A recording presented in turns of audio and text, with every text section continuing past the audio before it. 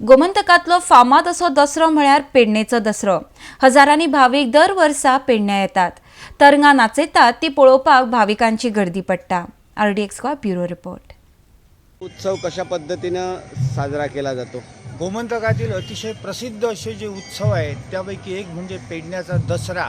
अश्विन शुद्ध पौर्णिमेपासून ते अश्विन शुद्ध पौर्णिमेपर्यंत, प्रतिपदेपासून ते पौर्णिमेपर्यंत हा दसऱ्याचा उत्सव मोठ्या थाटामाटात साजरा करण्यात येतो।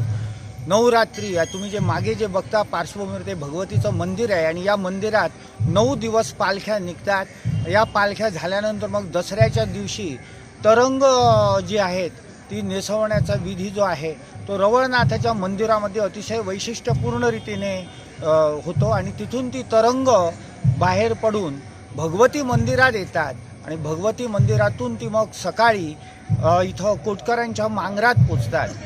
त्यानंतर तिथं विधिवत त्यांची पूजा होऊन कीर्तन वगैरे होऊन एकादशीच्या दिवशी ही तरंग तिथून सुटतात आणि इथे भगवती मंदिराच्या प्रांगणात येतात। तिथं भाविकांना कौल देण्याचा कार्यक्रम होतो। त्यानंतर ही तरंग आदिस्थान मांगरामध्ये जाऊन तिथं ती राहतात। तिथं भजन पूजन कीर्तन प्रवचन आदी कार्यक्रम होतात आणि यावर्षी पेडण्याची पुनव जी आहे ती 13 तारीखला आलेली आहे। मुद्दाम भाविकांनी आवर्जून लक्षात घ्यावे।